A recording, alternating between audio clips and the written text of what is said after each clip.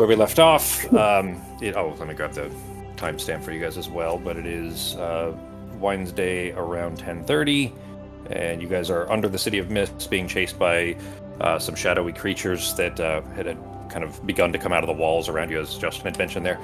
Garrett had warned you that the Fifth Column, which is that faceless guild that has coerced him into hiring you for the Venovia Manor job, they are spying on you through his eyes. Garrett had learned that part of the soakways that the Fifth Column frequent, he knows of, kind of a general area there, so he's led you through the winding tunnels in hopes of finding a way into their base of operations, where he and presumably you guys are hoping to find Avar and Theodore, and possibly information about Clover as well. Why? I don't understand why. We're going to be doing some interrogating today. Someone's losing a fingernail. Gonna pop off a kneecap. Gonna have to put a glass rod in a urethra or two. And I didn't. Okay, that's. You guys don't need that. So, Fox, I haven't heard you yet. You are there, right? Yes. Hello. Cool. Hey. All right. Let me go ahead and move us over. All right. So this is where we left off. Here we are still in initiative, of course. You can ignore that image there. All it is supposed to be the date and timestamp. For some reason, it tries to paste the. A picture version of it as well as the text, but kind of a non-issue for you guys. Let me find that. Okay, cool. The combat tracker's still there. We'll start up the music, and it is. Did Pogo? Did you do your turn, or did we stop before your turn? Told. Oh, okay. You did Toll the Dead. Yeah, that's right. I just did that, and I think I told my bird to fly the fuck out. Yeah, he was trying to escape and use his action to. Evade? Dash? Evade, yeah. Okay. So, all right. He may or may not have succeeded in getting out of there, but he might have at least caused them some confusion.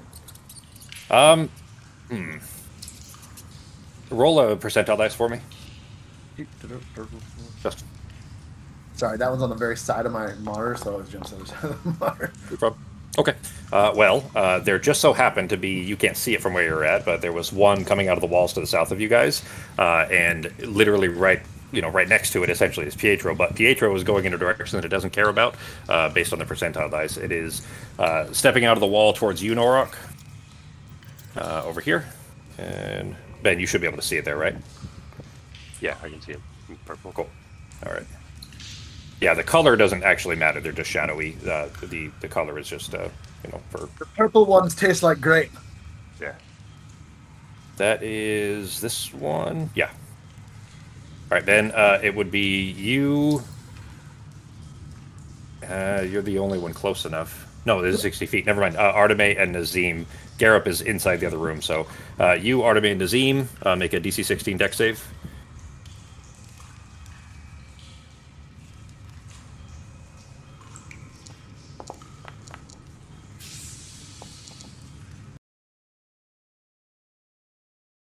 Uh, 15. Those will not succeed, unfortunately. Ben, you got yours coming? Shit, 14 with advantage? Alright, this could be bad, because it looks like Nazim's already in a bad spot. What's that? I can use my ring to... I still got 2 charges on it, I think. No, I got all my charges on it. Well, would it work on that? Yeah, no, it would, but, I mean, I honestly, I started to roll before I gave you the opportunity to so if you want to go ahead and use it, go ahead. Otherwise, it is 39 damage to all 3 of you. That's alright. I save it. You're going to take the damage instead? Yeah. Okay. Alright, that is it for its turn then. That brings us back to your turn. Oh, what would that be halved? No, because that's what kind of damage? No, it's necrotic. Yeah, it would not be halved. Correct. Oh, wait a minute. I think I'm actually, my armband, I think, is still tuned to necrotic right now. Or if I'm not mistaken. The Mifwin armband? Yeah. I think you did it. I remember you tuning it to necrotic when you guys were on the mountain. Let's see. I don't remember. No, it's on radiant right now. Never mind. Okay. I obviously changed it to something else, so okay. Okay. Cool. All right, so 39 to each of you then. Nazim is in really rough shape, as you say. So as this one stepped out, Norok and, well, Arteme is next to him, of course, but you would have heard some pained gasps as the shadows around the walls start lashing out at Arteme and Nazim above from you. And that is it for its turn. It comes back to your turn. All right, well, we should probably start getting out of here, right? You do know that... Light up. They still be able to? So there's shadows cast around you guys anyway, so not from you guys necessarily. Well, shit, with your daylight, you put up the actual not sunlight but daylight, right? Yes. Yeah. Yeah, there still are some, but that's probably, I think since it's right next to you. Yeah, I think I probably should take that back. Ben, you're right next to actual casted shadows from where Arteme is. Go ahead, Nazim and Arteme, go ahead and let's go ahead and give the full 39 back for both of you. That's fine. Just because it is right next to Arteme, Nazim, otherwise you would still be taking that. But she has a small orb that is emitting extremely bright light right next to you, so the shadows would be few and far between that weren't ones that are cast directly by you guys, meaning that Arteme casts her own shadow, you cast your own shadow and everything, but we're not going to I don't want to hold those against you guys because I don't think that's particularly fair. So did you already add that back, Fox? I'd already taken damage earlier. Okay. All right. But minus HP is not working properly. You mean clicking in the box and typing it? That might be typing broken. the minus, it just literally typed 39 instead of minusing 39. So I was like, oh, okay, let me get a calculator out. Okay. All right. As long as you got it applied, that's fine. All right. What you doing, Holmes? You do know that everybody's trying to lead you northways. Yeah. I'm going to GTFO. Okay.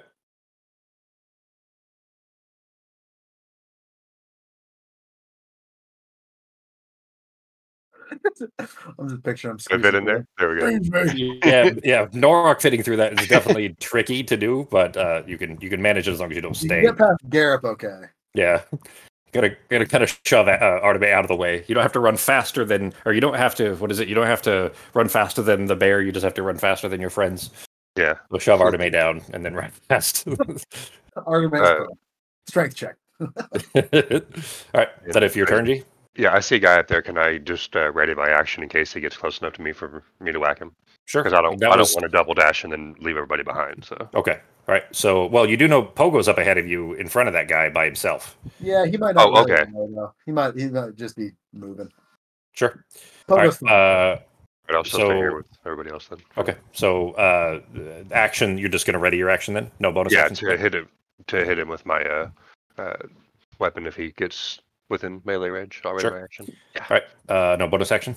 No, because I already raged. I should have already raged last time. So you did rage last time. Yeah. Yeah. You don't need to use your bonus action. Is what you're saying? Okay, gotcha. No. Yeah. All right. Garrep is going to run, kind of smashing into your leg, and then try to run past. Oh, another thing. Added this. Anybody see that? Working? Well, that too. But check this out. Moving past each other. If anybody walks through, if anybody walks through you, it'll automatically kind of set them aside. Well, that's see cool. that? Yeah. But he will run out and kind of skid into a stop as soon as he sees the shadow here and back up against the wall there and kind of wait for everybody there. And Arteme's turn. He's not a fighter, obviously, as you guys know.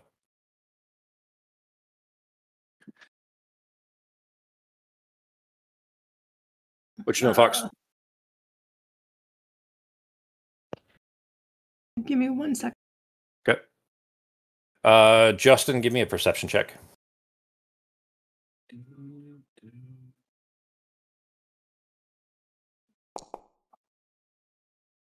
Yeah, it's definitely high enough.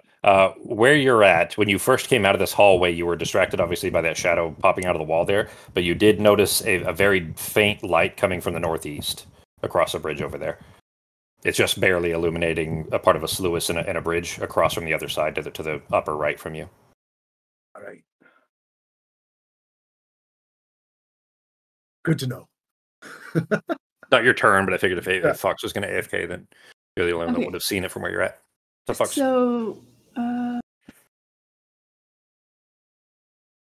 I'm trying to see if I could move Moonbeam at will, but can I move Sunbeam at will? Sunbeam isn't, well, okay, you didn't put Sunbeam up. Are you just asking? Yeah, I'm asking because if I can't move it, there's no point in putting it up because, I can't bring it with us, right? It doesn't say you could move it as a bonus action like it does for the other one. That is not a permanent effect. This is a flash of light that you send out, it looks like. It just says a beam of brilliant light flashes out from your hand in a 5-foot, 60-foot long line. But why is it concentration if it's not staying up? I think you hold it out So it moves with you. It would just be in your hand. That's fun. Oh, okay. It's like a high beam. It says you can create a new line of radiance as your action on any turn until the spell ends. Okay. I'll do that then. Okay. So it is one flash, but as long as you keep the concentration up, you can keep doing it as an action. You're basically walking around with a laser beam, giant laser beam shooting out of your hand. Yeah, well, that's kind of the point. Yeah, good idea. Okay. All right. Yeah, it's just I'm just gonna have it like following me. Okay, that okay. Directionally that kind of sucks, but I'm just the direction. I think so. Here, hold on. I think if you hold shift, yeah. So on the top left, Fox, where you see the person that the token controls, right below that, do you see measurement controls? It looks like an L shape. There you go. So when you mouse over the icon, hold shift and then mouse wheel, and it'll let you change the aim of it. Now, keep in mind, it is a single beam that you fire off, and then every turn thereafter, you can fire off another one if you spend your action to do so. So, it isn't a constant beam. It is you fire off one, and then without costing another spell slot, you can just keep doing it as your action each turn. So, are you aiming it northwards then, right now, Fox? How do I bring it with my character? It'll move with you automatically. Or try moving real quick.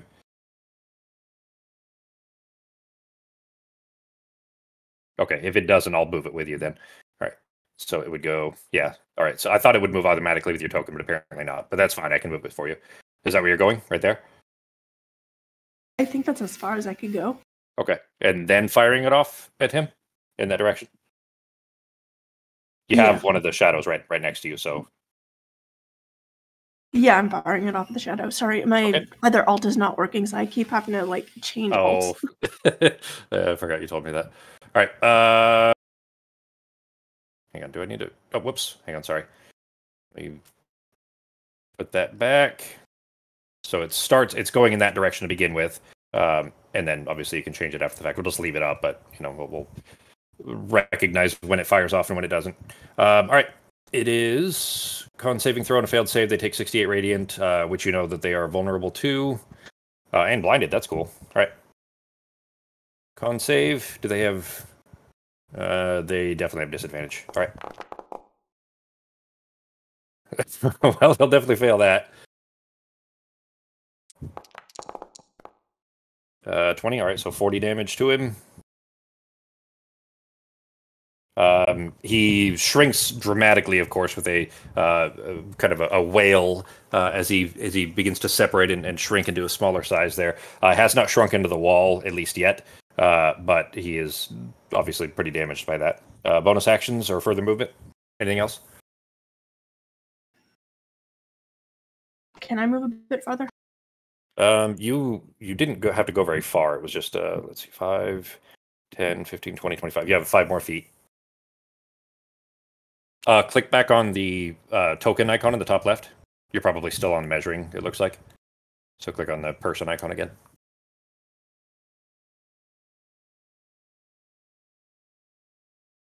Yeah, there you go. Well, not quite that far. It'd be another 5 feet.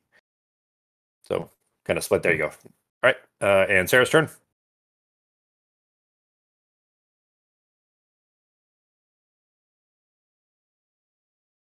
Becky. Been muted. Hello. Yep. Hello. Is your headset acting up again, both of you? Yes. I have a DM question. Does the fear only work against the one that put fear on them, or no? It's all of them. Correct. It's all of them. So right now, no, Sarah, you stop. So good timing for that question. Yep. You can't approach that creature. Great. Well then, I'm gonna have. You can teleport past it with Misty Step and things like that. You can do anything else. You just can't walk towards it unless that would get you further away from it. Meaning, if you Misty Step to the other side of it, for example, and then ran, that'd be fine. Great. But it would obviously cost a spell slot. You can also attack it if you can see it. I don't know if you can. You could attack it with disadvantage, but that's it. But I'm still going to use Misty Step. Okay. I only recommend or suggested that rather because that would kind of bypass the fear potentially. Yep, and I'm gonna go. If you click anywhere in that circle, there you go. Oh well, if you Just click somewhere in the circle, and it'll automatically do the teleport with the animation, which is cool.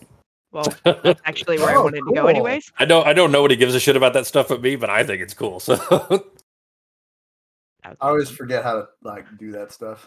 a bunch of them are built in automatically. There's an add-on that I don't have to manually configure them anymore, which is, well, some I still do, but many of them I don't, which is really cool. Right. How do I target guys again? You just whoever's actually, I think Pogo did it. So mouse over them and hit T for target. There we go. Or for time to leave. Lowercase t for time to leave. Lowercase t. For time to leave? All right. 18 will do. Go ahead and roll the damage. There's AC is only 13, as a reminder.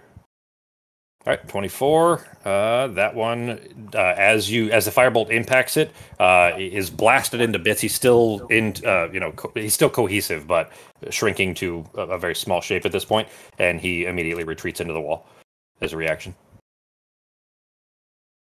And now, obviously, the fear would not be impacted since you can't see him any longer. But whatever else you'd like to do there. Which way are we going? There's some light coming from back there, and I'm going to point to the southeast. Northeast. But northeast. I'm also going to ask, get up. Is that where we're supposed to go? He doesn't. He shrugs. I don't know. I've never been in this far. All right, they just told me around this area. He's panicked. 20, 25, and 30. As far as I get. Okay. All right. That'll bring us to Nazim. All right. Nazim's going to start running 30 feet. Click on this. There you go.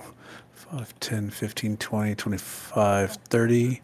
Then I'll cast light on myself. So I'll have a 20-foot sphere. We got 3 light spells up now.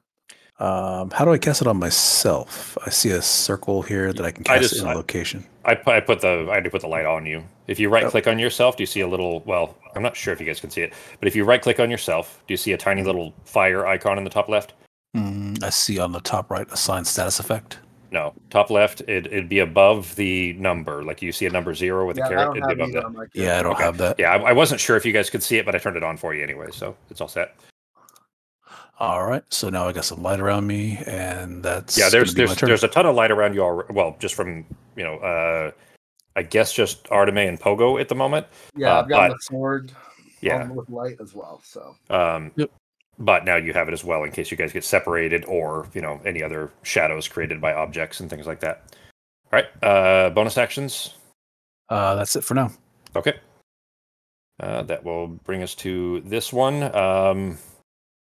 There isn't much space to sneak in, so he can't use the big attack. The one of the tiny ones that was shrunken away, I think Pogo had hit it, I don't remember for sure, is going to sneak out of the wall and try to attack Norok. If he hits me, I'll use my retaliate as my reaction. Didn't you already? Or are you talking about your one that you get back every turn? Yeah, just my regular retaliation, not the Ancestral Gods one. Okay. All right. Then it will be multi-attack for them is 1 bite and 2 claws. So bite. 22, that'll hit. Yep. 27, G. All right, so that is cut in half, actually. So. Okay. It's 13. Why do I have? Why do I have the? It's rounded down, so 13. I have an option for apply half damage, but I don't have any of the automation stuff built in. Ben, watch your hit point. Okay, you're at 87 after you applied it, right? Yeah, after that hit. Okay. Oh, cool. All right. So apparently they added, or maybe one of the other add-ons I'm using, built in all the automation, or the healing and stuff like that. So here, you try this real quick, Ben. Here, I'm gonna. You're at 87, so just remember the number. Do this. Click on yourself so that you have yourself selected, and then the number where it says 27 in chat there. Right-click that and apply half damage. Does it show actually even that? Do you see that if you right-click the 27? I just said 48 piercing when I clicked on where it says 27. Right-click the thing where it says 27? Apply damage, apply healing, apply half damage. I see it. Okay. Yeah, right. So you should be able to do that. Don't worry about it. I can do it for you if you have trouble with it anyways. I think you had you tried to apply it to the shadow. It looks like because he had some hit points and now has none. So let me put that back. All right, that is it for. So no, sorry, it still has 2 claw attacks. Let me do those real quick. Sorry.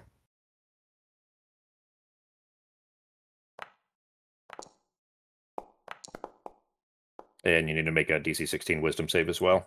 One will hit, one will fail. So make a DC 16 Wisdom, Jake.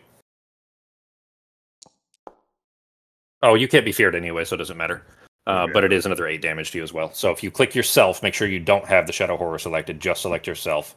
Then right-click the number 16 and apply half damage. And that'll be it for his turn. He's not a threat at the moment. That one is, though. Hang on. There we go. Cool. Number ticked off. Actually, shit, he probably wouldn't there. Okay, so I'm going to hit him. You see another pop out of the wall right behind Nazim, and between you and Nazim there, and is going to attack Nazim. It doesn't have its shadow abilities back either, or the big one, so the light doesn't do anything then? They can still attack you. They just can't use their big shadow. He does have disadvantage actually because of the. Oh, never mind. Sunbeam isn't permanent. Never mind. Yeah, it's their big shadowy tendril attack thing. I'm guessing that don't hit. 13 does. Yeah, 13 does hit. Okay. Sorry, I forgot you were going to do your retaliate. Well, that's enough. He had 12 left, so the last of that shadow is dissipated and destroyed. He is now gone. Sweet. The one that jumped out between you and Nazim, behind Nazim, attacked with a 14. Sako, I think AC is a 13, right? So if you choose to use your coelacanth cloak here, it would spend your reaction to do so. Mm-hmm. It doesn't cost you anything except your reaction, which you get back every turn, but it would make that hit miss. Yeah. So I'll use the cloak on that one just to add the 1 point in. It's 16. It's 3, so it'd be 16. 3. Yeah, and it'll last the rest of your turn, so it could be useful for the claws as well. Mm-hmm. All right, so there's 1 and 2.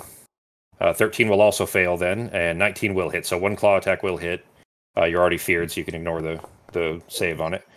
17 damage from the slashing from the claw. Okay. And we're back to Pogo.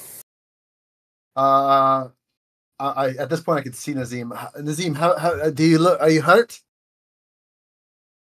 Yes, pretty hurt. Okay. Pogo is going to 5, 10, and I'm going to go ahead and give you a potion of healing. A greater potion of healing. Actually, do you mind if I just feed it to you like a baby bird?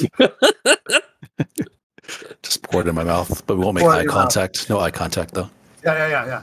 So go ahead and pour a. So it's 44 plus 4. So 1, 2, 3, 4 plus. 4. I think if you just click the other formula, it should, but that's fine. So 14 hit points back, and see, that was 10. 15, 20, 25, and then I'm going to use my bonus action to run. You have 5 more still because you had a diagonal that you could have done in there. So there you go. There, and then I'm going to use my. By the way, how tall are the ceilings in this room? 10 feet. All right, so still the same height. All right. So I'm going to use my bonus action with my winged bracers to continue to basically move again. 5, 10, 15, 20, 25. To get over this bridge. Okay. And as a that was my action to give the all right, cool. So then I'm gonna just go ahead and keep that sword raised above my head with light hopefully hitting the walls. Okay. And that is it for my turn. All right.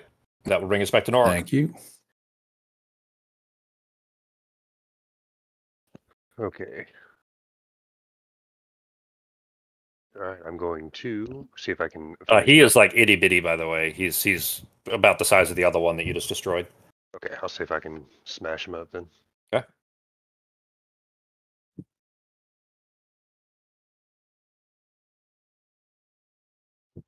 And I'm just going to do it regular. I'm not going to great weapon. Okay. Should be able to get him hopefully with a few different hits. We'll see. That'll definitely hit.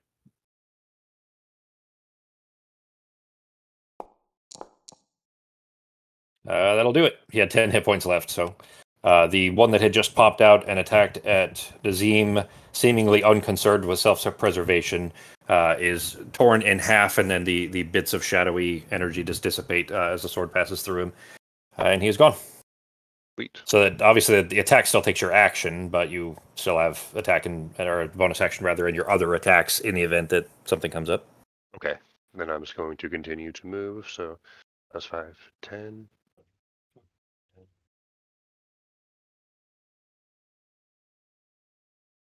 All right. I think you had one more because you went a diagonal there. Okay. As long as you don't abuse them, you guys can have at least one, one, maybe two diagonals, depending on what you're moving. Okay. Well, then I'll be there then. It's supposed to be every third, so you could do 2 diagonals two diagonals you would have to spend regular movement for, and then so basically it'd still be 1 a turn is what it would be. Okay. Technically, Pogo, any of the halflings with 25 feet movement speed would be screwed by that, but that's why I said as long as you guys aren't abusing it, I think it's fine. All right, Garup is going to rush to the edge here and leap across as best he... it's 10 feet. No, a little 3-footer is not going to try to make that. He's going to run in front of you and you didn't know Garup was an Olympic athlete? Well, that's the thing is he is acrobatic. Like he is trained in it, but it is still a 10-foot leap. You know what I mean? Like he's got proficiency in acrobatics, but a 10-foot is still a little unrealistic for a 3-footer. So even with a running jump. All right, that'll bring us to Arteme.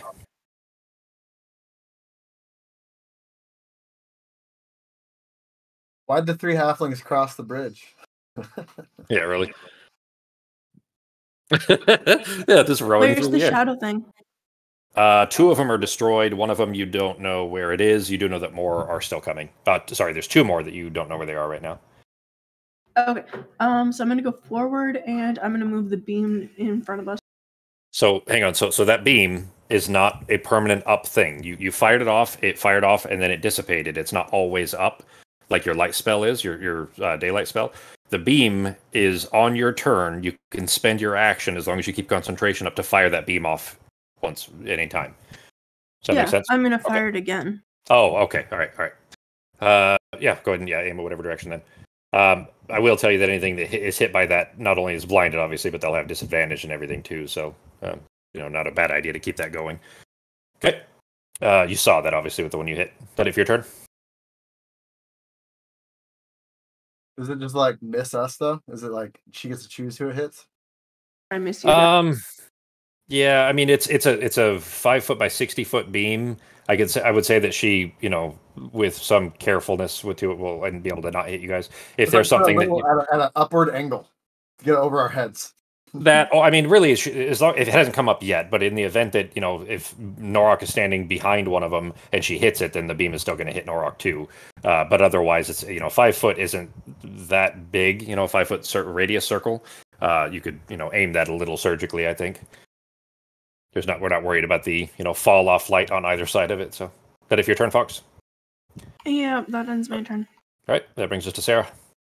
Yeah, it actually gives out light for 60 feet, bright light for 30, and yeah, it's still giving. I still have daylight up, so I have the beam and daylight. Yeah, but the damaging part, it has to be in the middle of the 5 foot beam. So, which again is not permanent. So even though it looks like Sarah's walking through it right now, she's not actually the problem. There then. Okay. So I'm out of the way of the beam, right? If I stand there. Yeah, the beam is not permanently on. In fact, just to make it less confusing, I'll just turn it off. Oh wait, is that a separate light effect? That's kind of okay. The beam is not permanently on. Just don't worry about the beam. The beam is when if she aims it at something, then then you might want to make sure that you're not in the path. But otherwise, we're going off of like X-Men Cyclops rules. She can like close her hand. There you go. I remember the old cartoon was fun. I didn't like the movies, but yeah. All right. Yeah. So you're safe where you're at, though, Sarah, as long as she doesn't intentionally aim it at you. Right. Great. I'm gonna cast. Where to go?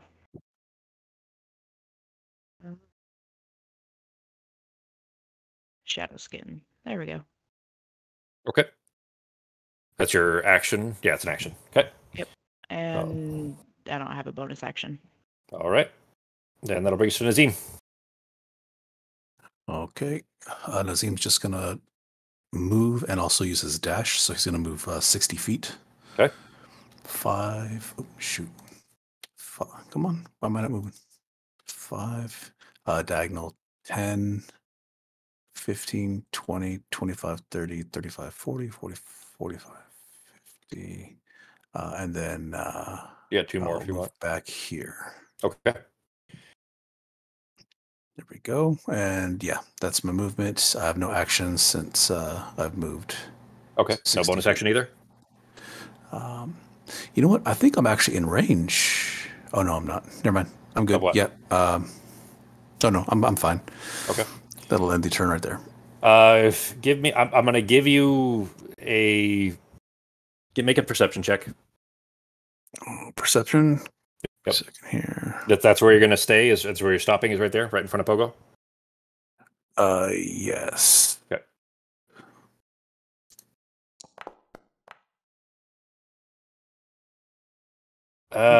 Well, Cool.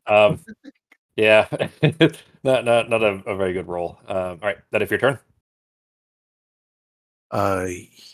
Yeah, that'll be it. All right. All of you that are running this direction can see some faint light. It's a little drowned out, obviously, by all the other light that's here now. But when you first started kind of moving this direction, there is some very dim light, almost fluctuating a little bit from the northeast up there across that bridge. But after you just moved there, Sako, or Pogo, sorry, Nazim, you don't have much chance to hear it, or to respond to this, but you hear another of these popping out from the corner right behind you there. You just happen to be, I mean, that's literally the wall, and that's where they can come out from, and they're not directly, they're still surrounded by light, obviously they can't do the big thing, but it is going to attack Pogo. Cutting words. Okay. Actually, it'll be... You know what? That's a lie. On this attack, I'm going to... that'll miss. Okay. But I am going to, if he hits me, I'm going to use Hellish Rebuke instead. Okay. Fire also is, you've seen that from Firebolt. Yep. They're also vulnerable to that. So saving through 16 wisdom. Oh, wait, that missed me. That's, well, hang on, that's on the claw. Yeah. All right, so 1 claw hit, so go ahead and make your DC 16 whiz save. Rebuke his ass. Ready for the rebuke! Only 10 damage, too. Made 10 damage. Yep, so no fear, and you take 10 damage, and then go ahead and do your rebuke. All right. I'm going to try this right click, apply damage. Nice. Yep, I saw it pop up. It did a little, did you see the number thing come up? That's new, too, isn't it? That's cool, yeah. All right. Kind of video gamey, but... I'm going to breathe some fire on this douchebag. Okay. If I can hit the right thing. And DC 18 dex save. All right.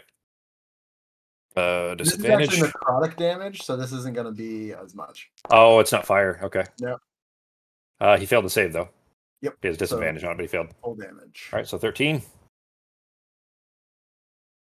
There we go. Oh, right. I'm sorry. I got to add an extra D10 to that. Just kidding. From levels? Yeah. All right. Nice. Oh, I did not go through and check everybody's cantrips. Okay. So keep in mind, guys, any cantrips you guys use this session, just make sure that you double check the formulas that you're getting the full amount, because it may not be scaled correctly anymore after the update. So I can fix it. I forgot to go through and fix them. So that's it for its turn. It is Pogo's turn. All right.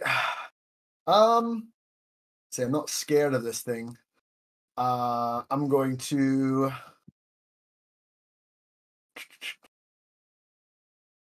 I'm going to go ahead and cast Guiding Bolt.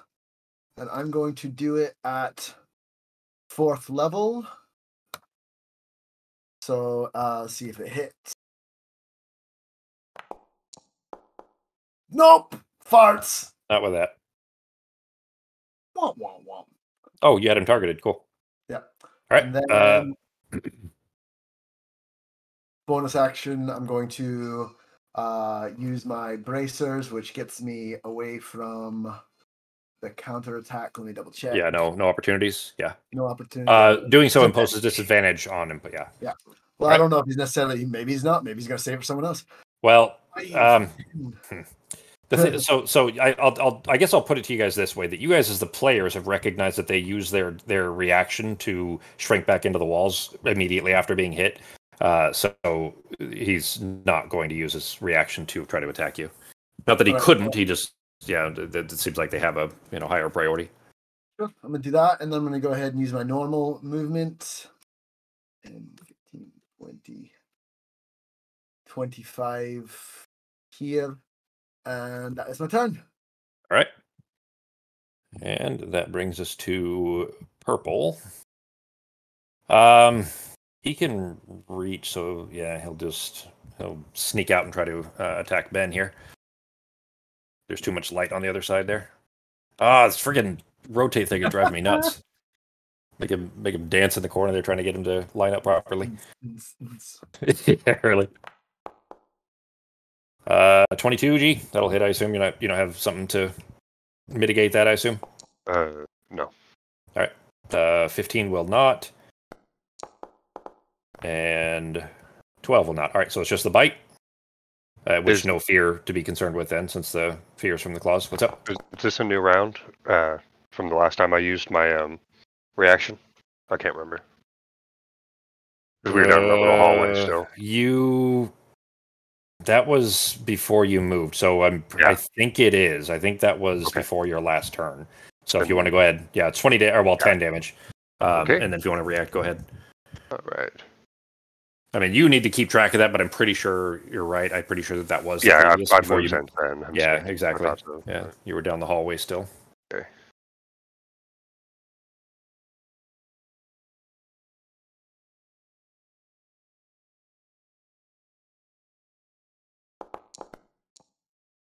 That'll hit.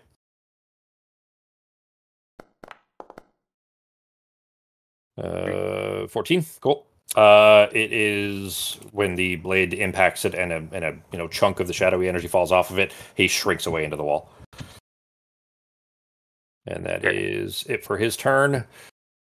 Bringing us back to your turn. All right. He was reacting to your reaction at the end of his turn. Technically, it was still his turn, but he wouldn't have had enough movement to make it back on his own. So, without the reaction. This guy didn't shrink into the wall?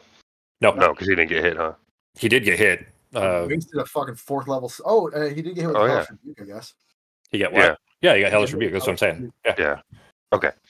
I'm going to try to hit this dude. Stupid waste of 4th level spell. Why is it a waste? Could have missed. Not the Hellish Rebuke, the 4th. I did 4th. Oh, the Guiding Bolt, you mean? Okay, gotcha. Yeah.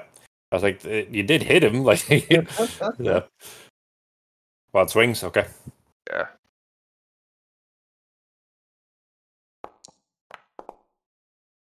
That will do. All right. It did reset since the last one, so that's not attack number 2 because it wasn't your turn. Does that make sense? You were doing that on his turn as a reaction. You understand what I'm saying? Okay. Yeah, okay. Yeah. So that's one hit right there. All right, 25. All right, and now for an attempt at another regular hit. That will still hit. Oh, sweet. They don't have much AC. They're not particularly fast moving. They're just sneaky. Well, shit roll, but still something, I guess. I think you got a modifier there.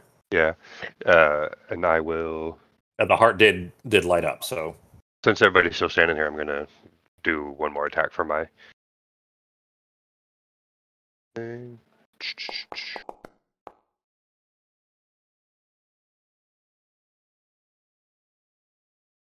That does hit. Sorry, go ahead. All right, another 13. That puts him just past bloodied. He, with the last hit, does shrink back into the wall. Okay. Considerably smaller than he was previously. But if your turn. That is it. All right. Garrett is going to now to prove something. He's going to do an acrobatic flip around Arteme and then run his way up towards Pogo up here. And that is it for his turn. Bring us to Arteme. Last thing seen. The same path? Okay. And then where was the last thing seen? Oh, last thing. Last Sorry, floor. I thought you said blasting the same. Sorry. One just shrunk away south of you into the wall, but he's back in the wall now. Oh, okay. I'll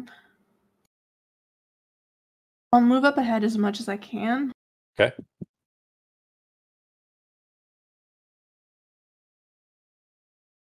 To here. One just either beside or behind Pogo, unless you want to use your action. Actually, if you're gonna make another beam, that it is action. But otherwise, you still have you could dash with it if you wanted.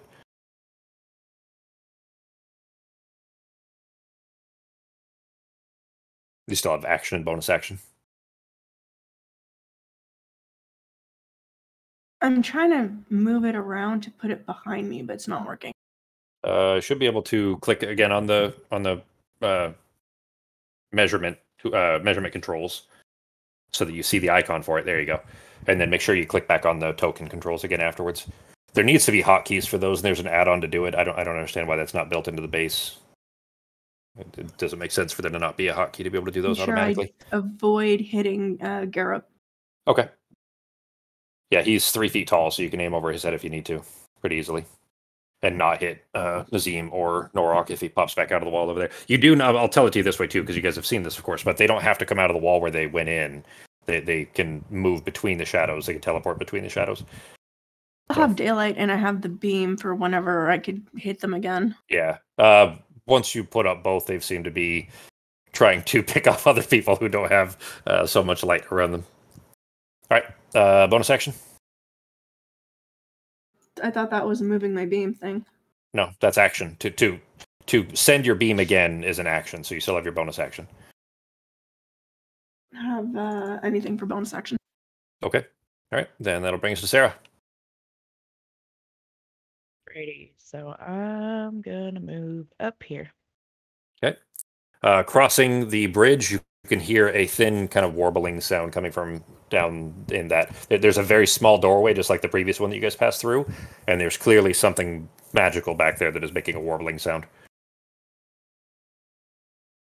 I'm going to hold my action to firebolt off at one that I can see. Okay. So if anything pops out, it's a long enough range that you should be able to take that. All right. Bonus actions? No. All right. Then Nazim, your turn. All right. Gonna make a run for it. We don't have any enemies that have been exposed yet, correct? They're still... The last one, yeah, both. There were two. You know that there's still two at least, along with more coming. It's not exposed. You're correct. There's two that are nearby you, still stalking you guys, but not visible to you at the moment. All right, gonna move over here. 5, 10, 15, 20, 25, 30. Okay. 30. You know what? Yeah, that's it right there. 30. You have one more. We still have one more. One more. There you go. Okay. Then I will just wait since there are no enemies around and just be on guard. Okay. You're going to hold your action to Eldritch Blast or anything? Hold the action, yeah, because I don't see anybody yet. Yes, but you need to declare on your turn if you're going to hold your action to try to do something. So you need to say that you're going to hold your action to do an Eldritch Blast. Yeah, you can't just do it. But this way, at least you wouldn't waste your turn. Okay. If you wanted to use your action to dash or something, you could, or you could say that you're going to hold your action to Eldritch Blast or whatever you want to. Gotcha. If you see one. So with my back to the water, I was just going to keep an eye on the shadows around me and prepare an Eldritch Blast in the event that someone appears. All right, sounds good. Where would it be good to jump from? It doesn't have... You guys have kind of locked down corners pretty well, so you don't have a great... Would we have figured out how these things actually move by now? Or is it any shadow within 30 feet of them? Would we have noticed a pattern at all? Do you remember, Justin? And I'm trying to remember here. Yeah, this was definitely after Pogo because it was on the ship when you guys met Corin Xantalis. The hounds that attacked you, do you remember that? Yeah. You guys were on the ship and a bunch of hounds attacked, and Sarah, Corin Xantalis intervened, kind of took control, and now Sarah has Shan, her dog, is one of those hounds. That's the exact same way. They're essentially the same kind of creature, and how they move is teleporting between shadows. So it doesn't matter if it's light in the middle. Figure out where the fuck we're gonna be able to go. Yeah. Well, those shadows can also be inside the walls, and hence them tending to attack you from the walls. So they don't have a lot of great options from Pogo looking around to see where could they come from. The only places would be anybody that's near a wall. Nazim, smartly this time, backed away to the water, where there isn't a shadow in between him and the water, so they can't jump out from there. So the best choice this one has is not over there, and it's not even a good choice because you guys really kind of surrounded yourselves in as much light as you possibly can, but its only choice, I think I just gave that away by accidentally holding the button down too long, is to pop out and try to attack Sarah over here. So it's still, because the daylight is up and it can't fire off it can't recharge its big shadowy attack, so just bite and 2 claws. 19 will still hit Becky, I assume? No. Shield. Okay. No. I can't use my reaction because I held my action. Never mind. Yeah, you did hold. So. But he does have disadvantage because of my boots. Oh, okay. All right, so let's reroll that. My boots. 23. All right. Yeah. All right, so the bite will still hit then. For 17. And then here's the 2 claws. You're already feared, so you don't need to worry about the thing there. But 17. With your shadow skin, you're 18. 16. Out of curiosity, what were you holding your action for? Firebolt. She's gonna, so she's gonna get to Firebolt, and Nazim's gonna get to Eldritch Blast. Norok's too far. Oh, he attacked anyways. He didn't have his reaction for that. Yeah, I already used my reaction. Yeah.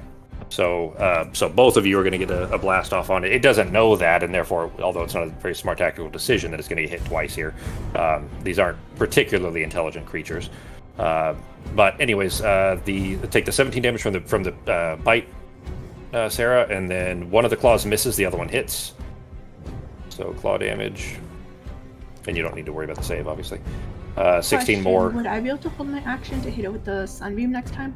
You definitely could, yeah. Yeah, I mean, if you use it while you're moving and everything, then obviously no. But if you hold your action, to use your or your sunbeam, yeah, you definitely can. It'll still work, just as effectively. If anything, you know what? I'm gonna have Sarah and Nazim both fire theirs off real quick. I think it's still fair. You didn't do anything with it. All you said was, "Well, I'll just shoot it over Garib's head," and it was clear what you were intending to do. So I'll retcon and say that you held your action if you want to use your sunbeam to hit him after if they don't kill him, just so we can keep things moving here. Okay. Well, I was just gonna say for next time I'll know. Sarah, you want to do your firebolt?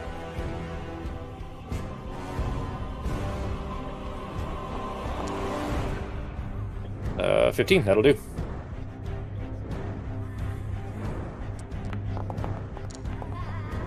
Alright, 15, so 30. There we go. He is in rough shape. He's blasted apart to a very small shadow now. Nazim, have your Eldritch Blast. Alright, casting.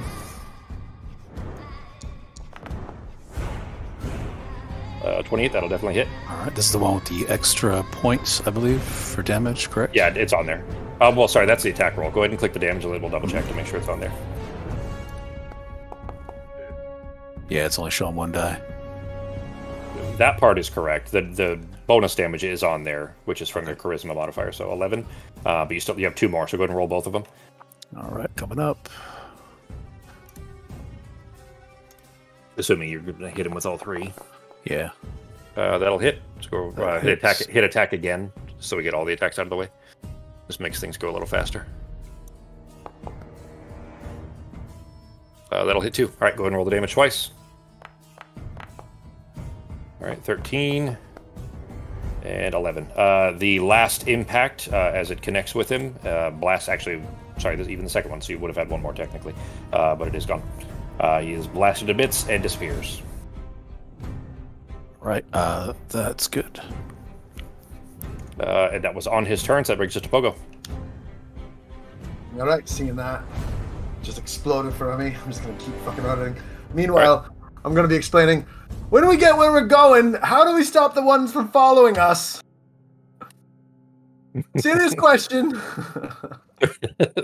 So I'm going to get up here, and this is where the light's coming from, correct? Correct, yeah. You hear a warbling sound coming from around the corner. Definitely arcane in nature. Fuck it. 5, 10, 15, 20, 25, again for my bonus action. And I have light up on me, and... You can see that. What am I you see it on looking the at map. here? That's a portal in the wall. A portal in the wall. Yep. Would I know what this thing does? Does not look like the kind of portals you're used to, in that it's not a circle drawn in runes on the floor. This is just a hole in the wall, kind of ringed in yellow with a black void in the middle. Alright. Is it where the shadows are coming from? No. Well, okay, let me clarify. You don't know if they've used this, but that's not the direction that they came from when they attacked you. They came from the south. Well, you know what? Pogo probably wouldn't even be able to roll to know what this thing is. I'm about to leave that to someone else. No, you're still an arcane caster. I mean, you're still... Can I roll to see if I have an idea of what this thing is doing? Sure. Yeah, give me an Arcana check. Okay. Based on it being in the wall, that's not how you're used to seeing portals. Portals between two places are not permanent connections. They fire and then they close and they don't stay open like this. So it's definitely seems like it's got to be, because it's a hole in the wall, and that's the only kind of thing that would make sense for what this could be. But it's unlike anything you've seen as far as a different portal. I'm gonna go ahead and scream out Aether. Aether, Scream out right? what? What was his name? Avar. Avar, my yeah. Do you mean you mean Ben's kid? That's Avar. I'm just gonna scream out, Avar, are you here? No response. All right.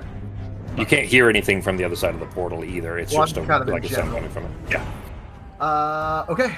In that case, I am right next to these fucking walls. Cool. I'm gonna go ahead and see. I use my bonus. You still could. I mean, if you chose to, you still have your action, so you could dash, regularly too if you wanted. Yeah. But that might separate you from the group because you don't know where that portal goes.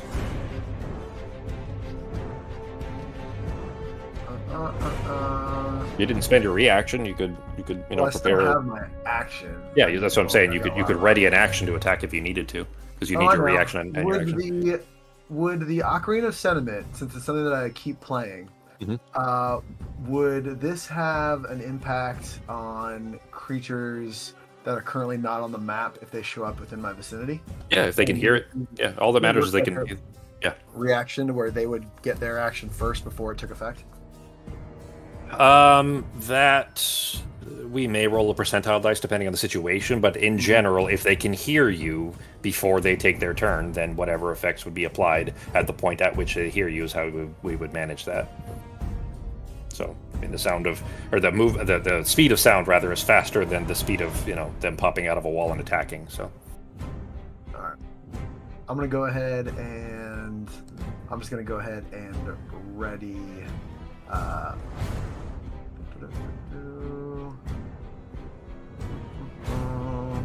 Yeah, it's just gonna be Eldritch Blast. Actually, I'm gonna ready Vicious Mockery. So I'm going to ready that, and the trigger is gonna be if anything comes within, any of these creatures come within attacking distance of me, I'm going to. Actually, no. Anytime if I see one of these creatures come out of the wall, I'm gonna cast Vicious Mockery on it. Okay. All right. My turn. That will bring us to, I suppose that's good timing.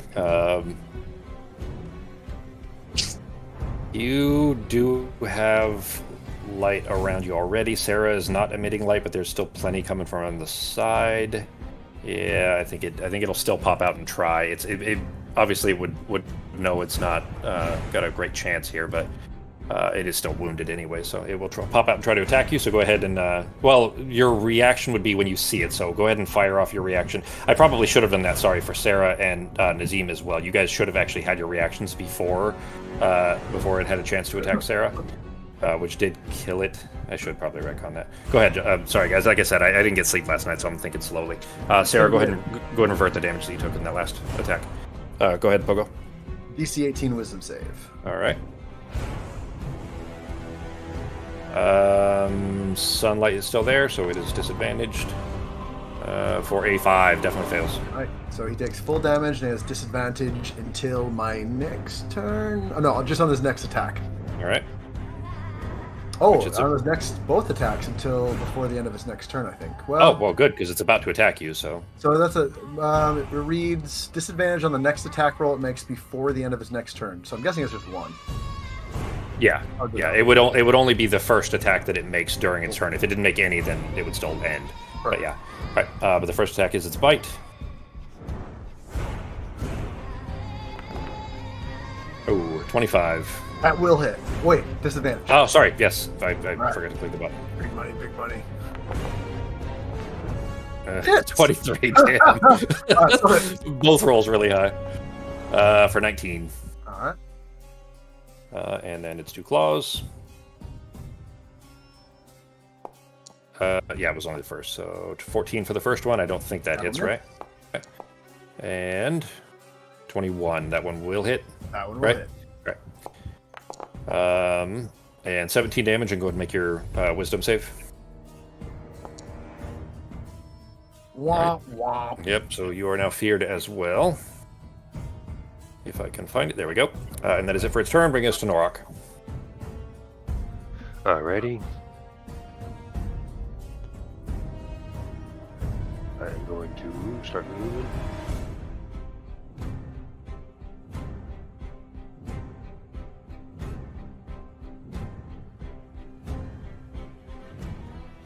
Yeah, have one more for 40. But are you at 45 now? Do you have 45 movement? I think it's still 40. Okay. No. And I'm going to... You're not feared, so you can run straight ahead if you wanted to. Keep going. Yeah, not much I can do from here. Yeah, you can't really make a throw around that tiny little hole in the wall without hitting Sarah. I'll wait here then. So that way we're not getting too far ahead. You know Pogo's around the corner with one of the enemies, with one of the shadows.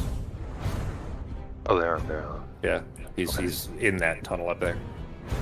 Okay. I gotta think a couple more. Alright, yeah, right there, I think? Okay. Which actually, if you, well, do you have any bonus action attacks? Because he's around the corner from you. You could technically with him melee. No, actually. Okay. Alright, that is it for your turn then? That's it. Alright, then that'll bring us to Garrett. Garrett's trying to do a flip and a jump to get across over here, right behind you.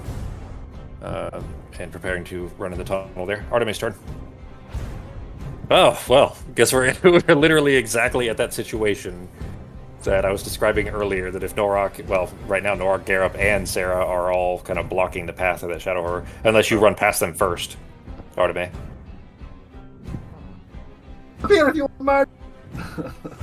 You can actually get, 30 would be right in front of Norok, right in that corner. The attempted token moving collides with something, so I can't move myself in front of Norok. Move one to the right, and then up, and then up.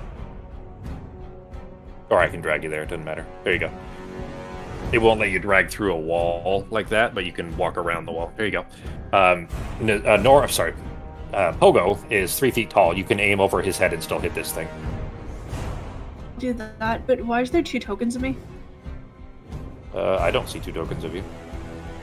I only see the normal one. I also don't see 2. Move and then you move me, and now there's 2 tokens. I didn't move you. I didn't move you at all. I can't. Here, I'm just going to delete the beam. But it doesn't matter. That's fine. I mean, you can probably reload them. I imagine it would disappear, but I only see just the normal one. But go ahead and click the attack, the damage. Or sorry, the attack, and then presumably the damage.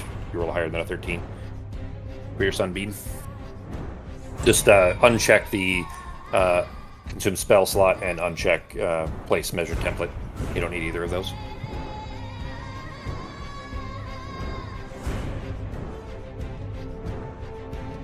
It is shrunken pretty good, so this might be enough, depending on damage roll.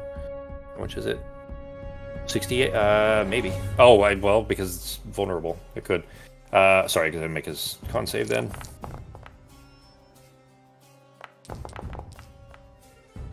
Fails con save. Well, he had 23 hit points left. 24 will do it, even without vulnerability. The sunbeam, as it connects with damage, which is why I like the spell. Most of my spells, if they succeed, they still take half damage, which is amazing. Well, he failed, and he would have taken double damage because he was vulnerable to Radiant. So he didn't even actually need it because he had 23 hit points left, so even regular damage would have been enough to kill him. But he would have taken double, so it would have been 48 had he, if he had enough hit points to take that much. But he does dissipate. Pogo may have gotten a little bit of a haircut, but other than that, everybody is whole. Nobody's dead at the moment, at least. Artemis coming around the corner there as you kind of shove your way past Norok to be able to hit him. You do see a kind of a portal thing in the wall up ahead. Does the beam do anything to the portal? No. Okay. Even even if a corner of it connected, it didn't make any difference as far as you could tell. But that was action and movement. You still have bonus action if you have anything you want to do with it. Can I move a bit with bonus action? Only if you had something that allows you to do so, which robes and special items. So yeah. All right. Then that brings us to Sarah. There are none visible currently, so the fear is not a concern at the moment. Sarah, the one that was ahead of you, is gone.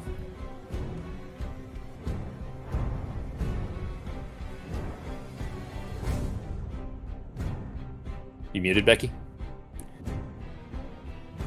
Our headset acting up again. Yep. Hello? Yep. All right, we can hear you now. So are we going in this thing? Preferably not. I mean, is this where we're supposed to go? Garrett, is there a portal? Garrett shouts from around the corner. All I know is that they're supposed to be down here somewhere. Maybe this portal has nothing to do with it. I mean, but do we waste the time searching this entire place? I mean, how long is it going to take? I'll just stick my head in real quick and see what's out. You know what? Just for simplicity's sake, because there aren't other shadows on you at the moment. There are more coming, but there's none, let's say, threatening you with initiative order at the moment. So you do have, let's call it 30 seconds for you guys to decide what you're going to do outside of initiative. I feel like we should put like a rope around you, at least, because we Is don't that know what's on the other poltergeist? side. That's poltergeist, isn't it, Ben? I'm just going to put the heart of myself in there. You trying to jump in then, or stick your head in or something, Pogo? Well, I can't. It's not my turn, but No, that's what I'm saying. We're dropping initiative for the next 30 seconds, let's say. You have a rope. I'll hold on to you if you want to go through. Can I do an Arcana check on this thing? Sure.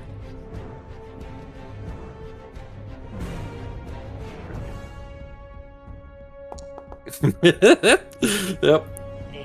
That would be a very awkward existence because it would still have to kill you. There's no way to you wouldn't be able to survive that even if you were on both sides at the same time. It wouldn't make any sense. You would exist inside yourself simultaneously, which would still kill you, is what I'm saying. Yeah. With an 18, it's Pharos is the rill. It is transmutation, I guess, for a school. It doesn't seem dangerous as far as you can tell. It does obviously string off from here, and that you can see threads that are connecting another place that you can't see. The threads just get too distant for you to be able to tell where the other end is going, but it does look like it's connecting two places. I think we go through it. I mean, if no one makes a decision by the time our 30 seconds is up, Sarah is walking through. Okay, I'm going to tell you that you do know more shadows are coming. They're just not near enough to be a threat yet. So if you don't make a decision quick enough, you will be... Pogo's always down for a strange hole. Apologies. Nazim, you definitely would have been able to catch up. So if you want to move yourself in, go ahead during this time. Norok's going through? I'm in. Okay. All right. There's literally nothing here. Well... As you guys step through, everybody's stepping through then? I'm stepping through. Before I step through, if I put my head in, do I see anything? Yeah. You see, what do I see if I just put my head in? A very disgustingly ugly sheaf of scales, and then you realize it's just Nazim. His cloak, he hardened his cloak, so you're just looking at Nazim's back. And I see nothing else. Doesn't look like it is. It's a very dark room. I'll move you guys there in a moment. There is a very violent flickering blue light off to the east part of the room. I'm grabbing Garrett and forcibly, if need be, pulling him through. Okay. He's willingly going, but yeah, definitely cautious and he's not much of a fighter or adventurer, really. Arteme, you going?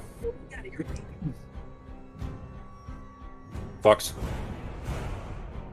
Are you going? Yeah, I'll go. All right. I will jump everybody over then. The other map. So we'll give it a second to load here. I put a couple of... I drew this one in Dungeon Draft, so it should be clear. Ben, real quick, tell me what you see on the map. There's one thing that I'm not sure is working correctly, so tell me what you see. Oh shit, you have such low vision. I'm not sure if you'd be able to see far enough anyways, Ben. Kind of like an L-shaped thing. Okay. All right. Should be all right. Similar. Do you see any light or anything, G? Yeah, going kind of up and to the right and to the right. Okay. Like an L shape. All right. I'm not sure if that's gonna. I may have to manually do that, but that's fine. It doesn't matter. Shit. I don't have. We'll have to redo initiative. For the moment, like I said, same thing. You're still not being attacked or anything, but go ahead and put yourselves in combat and roll your initiative. It'll be new, obviously, for the last one. In the event that it becomes necessary, you can, of course, imagine that it will be at some point, but...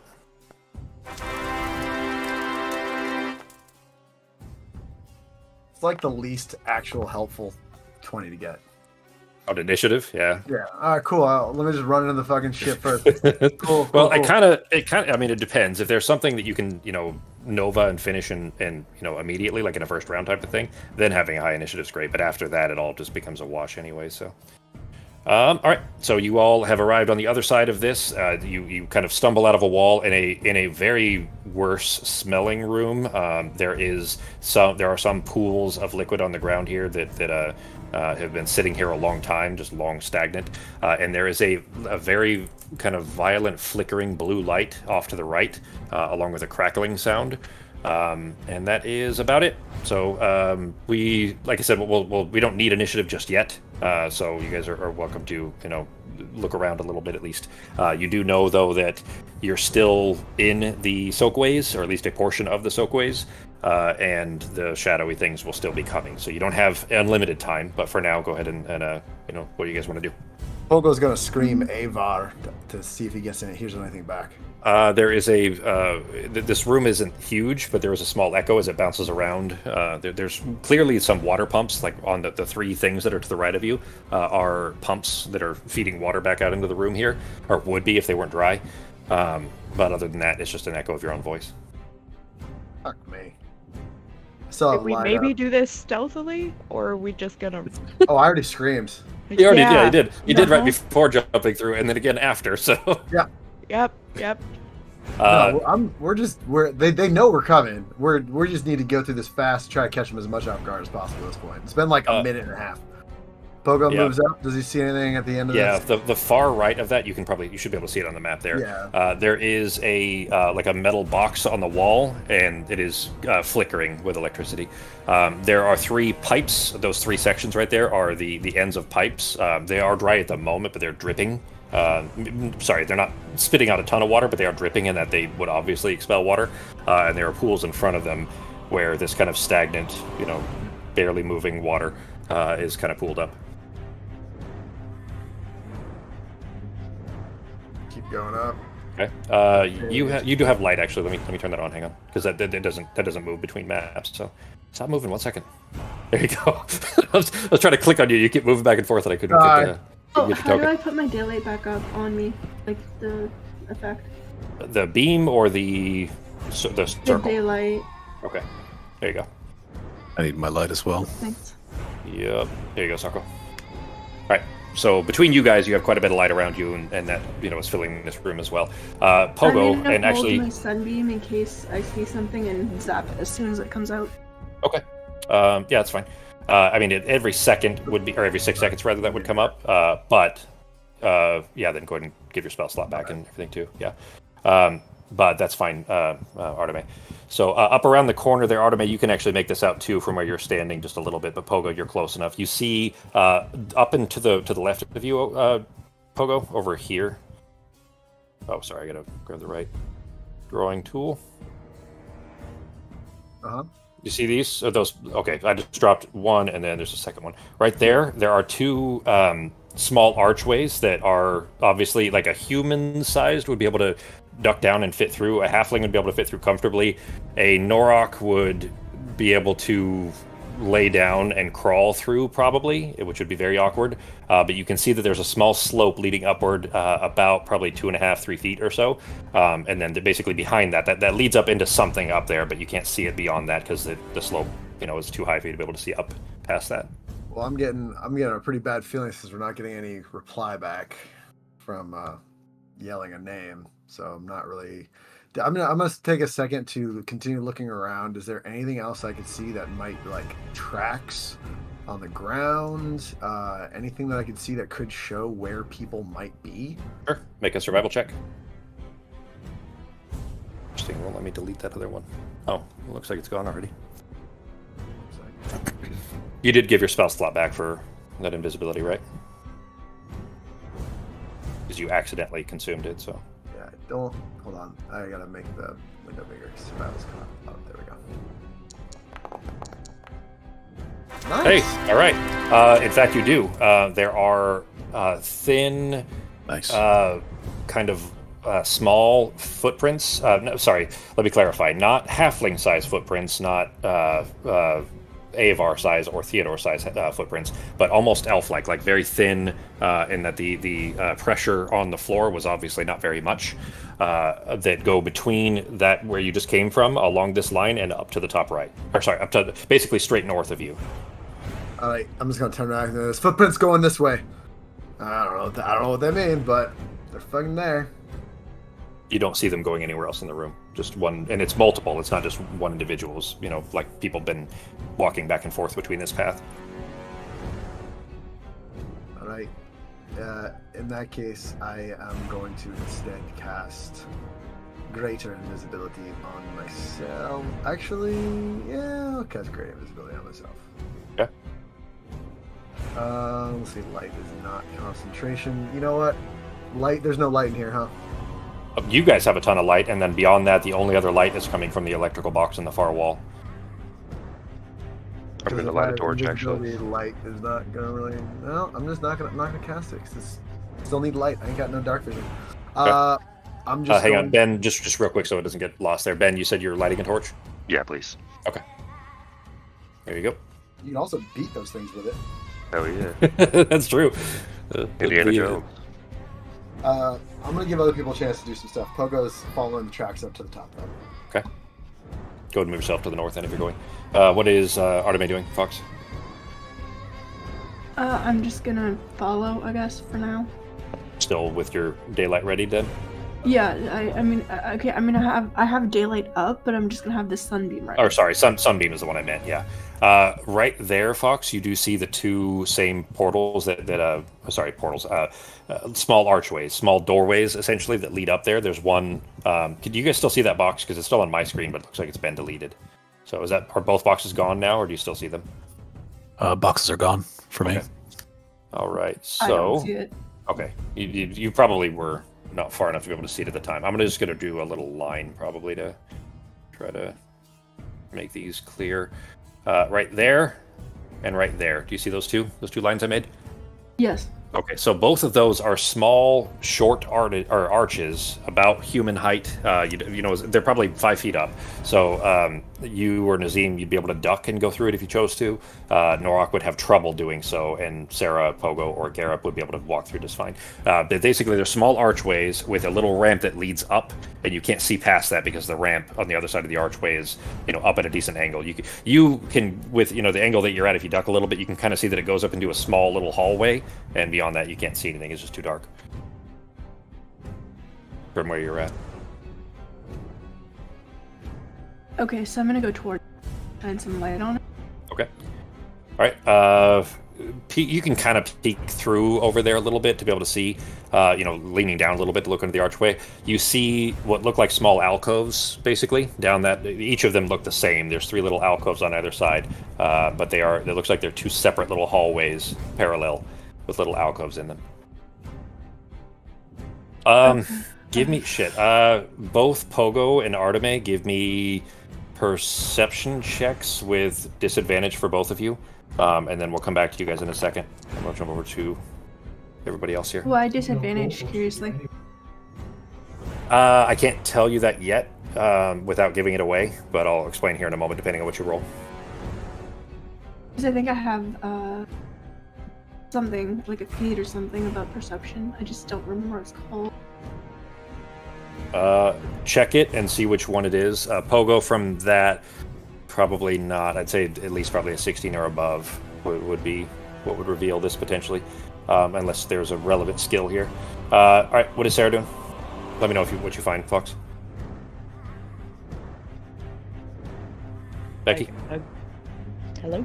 Yep. We can hear you now. Okay. So I want to take a look at kind of this weird electrical ball as I'm passing by and just do like a quick Arcana check and just keep moving north. Okay. It is not arcane in nature at all. It is electricity. Okay. Yeah. It is just plain old electricity, which is not common in this world because usually arcane would be used in its, or magic rather would be used in its place, but there's no electric or no arcane energy coming off of it.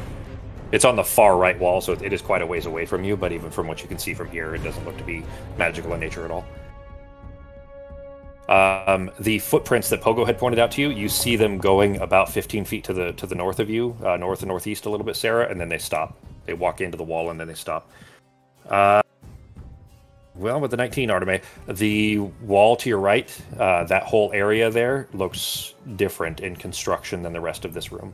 The walls don't match. It looks a little more hastily thrown together. It was clearly not constructed at the same time. Okay. The perception thing was a bit different. It was just a bonus to like perception and investigation scores, so Okay. it wasn't what I thought.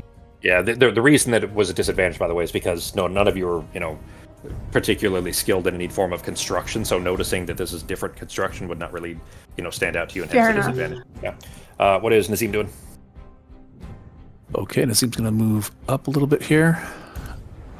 There you go.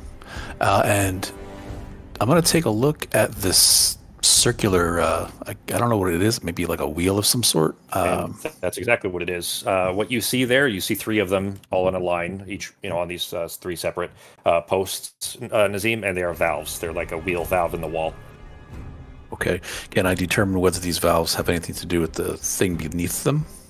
There's like a strange cylindrical... Yeah, so thing. that's the end of a pipe, and it is very lightly dripping, and there's still, obviously it's functional, it is not currently expending anything. You would probably, I would say that it'd be below passive enough to recognize that a valve next to a pipe, an outlet pipe would probably be connected in some way.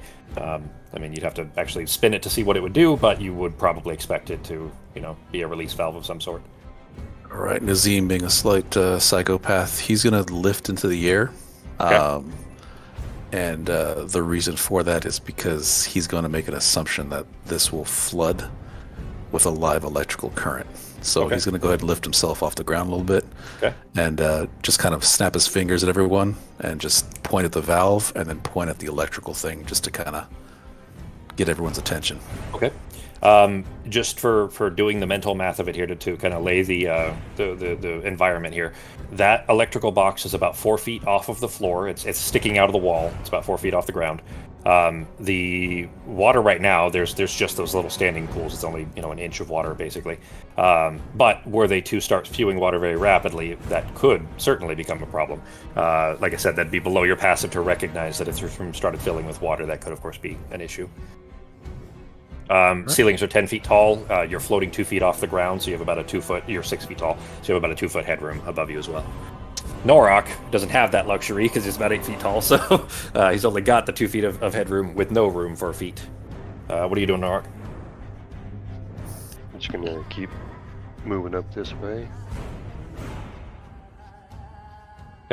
you do see those same two holes in the wall, basically like short, very 5 foot or so tall archways that Arteme was peering into. And from here, let's see, Sarah, I'm going to say that you, having heard these, just moments ago, are familiar enough with the sounds. It had been a few months since the last time you heard them on the ship. You know those shadows are incoming, and they'll be here soon. So what are you guys doing? Like, you might have, you essentially have one more round of everybody do something for 6 seconds, and then they're going to be here. Well, I'm going to just go into this room following the footsteps. Okay. I'd like to check for traps before I walk in, and if there's anything obvious around this doorway. Okay. Check for traps in a practical sense or a magical sense. I'll let you choose magical here. Sense. Anything I think could, any runes on the ground walls, anything I think might explode. There are no runes, but that is a solid wall. It just looks invisible. You can put your hand through it, like you can move through it, but it's not going to stay that way. You guys are level 15. I'm going to tell you that's below your passive to be able to recognize that that's an illusion. All right. So I know that there's a wall here, but I can tell because of the footprints and stuff that it's an illusion. So hang on. So the footprints don't go back there. Well, shit, they do. Never mind. Yeah, they do. Sorry. So there is a path of footprints. Yeah, that goes both directions into both of these hallways, as well as straight north into the wall. Not off to the eastern, but all straight north. Straight north? Yeah. Like through right there. Correct. So there's call it 3 pathways, like a split. It goes. There's a pathway going straight between the portal that you guys came through, all the way to the north. Through that north wall, as if they walked through the wall, hence like a portal, as well as one that splits off from the path that goes into that room that you were just about to step into over here, and then also a line of footprints that go into the southern of those two hallways. The footprints. Okay. I need to find someone that we can take. Okay. As soon as you step past that, you have that ramp. I'm confused. The footprints go north, right? Both. There's 2 to the right. Think an F shape. F like Frank. Okay. There's the north part of it, and that's where they just literally walk into the wall. Then there's also the top branch of the F, which go this way, right? Okay. And then another branch of the F, which goes this way. I'm going to go north. I'm going to go through the secret wall. The hidden wall makes me feel like there's going to be more likelihood of something that we need to get to. We're not getting any replies back. Okay. All right. So you step through the short archway. I don't have the cool way of trying to talk to people with my brain. You step through this archway.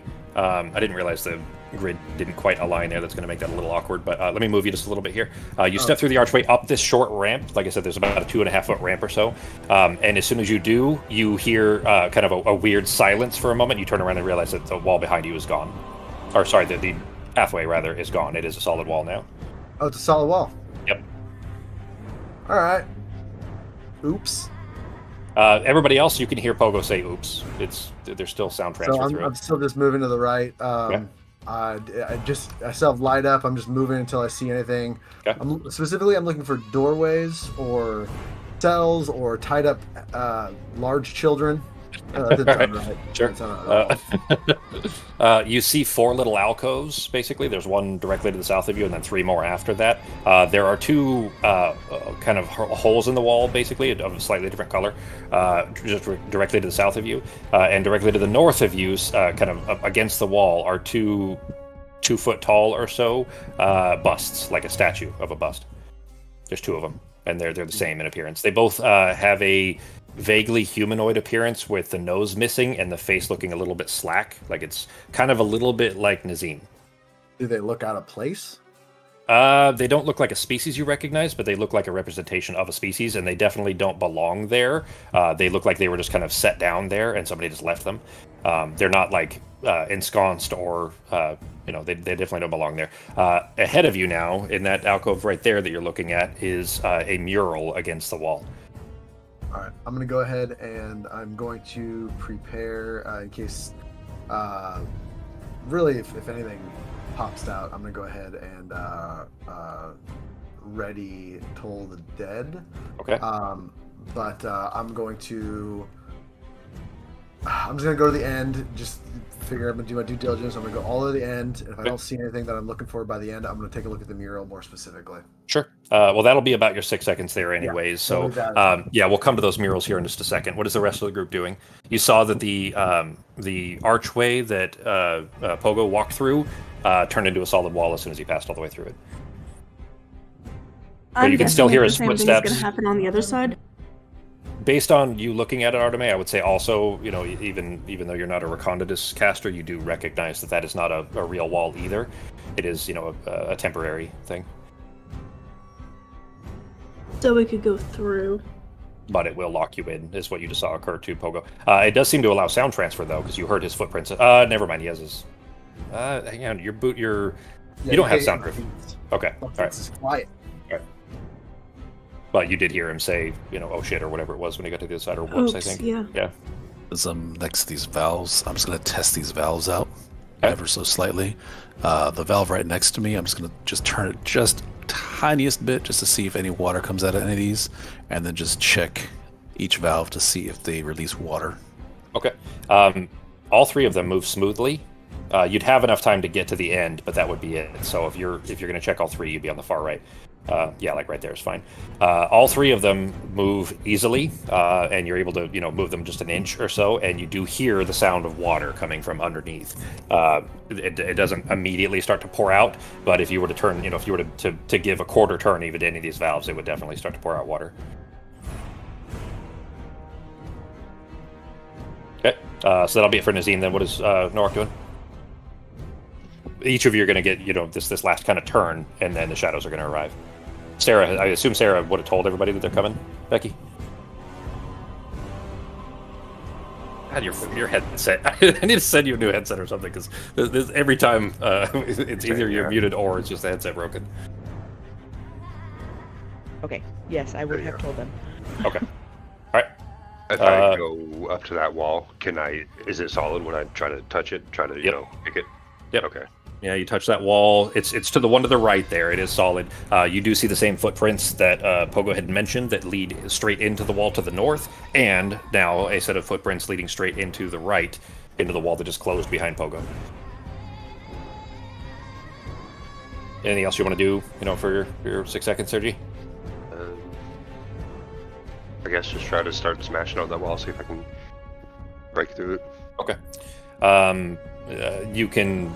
It would be, you know, a solid wall, so it's not a roll to attack or anything like that. But in clinking away with the hammer side of your Warmatic, with Vulcanbreaker, it's magical in nature. It's not doing any damage. Okay. Not anything significant, anyways. It would take, you know, a long time to break through that. It is making a lot of noise, though.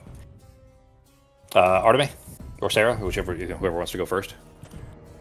I'm just gonna wait because I don't really want to go through an archway right now, and I'll prepare for when the darkness things come up. Okay. Sarah?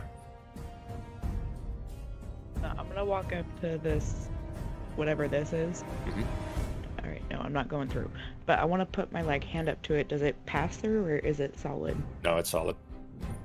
Okay. Based on the context clues of seeing the pathway on the ground and having just walked through a portal in the wall, you imagine there's supposed to be a portal there that is not there currently. Okay. Okay.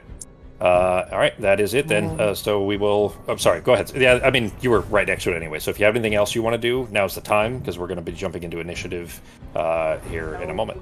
So that they're coming, I'll just ready. Then, yeah, I'm going to hold a firebolt. Okay. Yeah, I'm just going to ready an Eldritch Blast. All right. Then in that case, Pogo, you'll be the only one at the moment. I want you to, in your toolbar on the left there, do you see one that looks like a bookmark down near the bottom? Yep. Okay, click on that. And then do you see a little pin thing? It looks like a gear shift on a car gear shift, little knob. Are you talking about the bookmark on measure distance on the left or at the bottom? All the way near the bottom. It looks like a banner or a bookmark. It's a V, you know. I mean, you should see it. It's probably yellow, I think. Tell me where I'm looking at on my page. Do you mean my weight? No. The toolbar on the far left, all the way. Not on your character sheet. Not in your character sheet. Yeah, in the toolbar, yes, where the measuring controls or token controls are. Yeah. Down near the bottom, do you see one that's kind of orangish and it says Journal Notes if you mouse over it? Yeah. Okay, click that. Yeah. And then do you see one that says Toggle Notes Display on the tooltip? It's purple. Yes. Okay, click that. And do you see things appear on the map? Yeah, I see what look like chess pieces. Oh, wait, no. I guess they're busts. They're Yeah. like busts of Yep. things. Yep. All right, so there's 2 there. Do you see 3 of them to the north of you as well that are basically blank, just little dark spots? I see 2 above what look like barrels, and then for some reason on my thing, there's 4 that show up underneath the barrels. And that's it. Go up under. Can you screenshot it and drop it in Discord real quick? This is the thing I wasn't sure was going to work properly. We may have to do that part manually if needed, but just to make it, I put these to make it easier for you guys, but if it doesn't work, that's fine.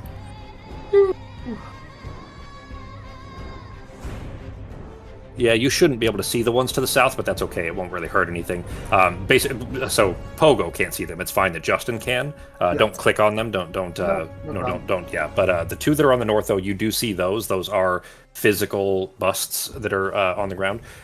There are supposed to be 3 other.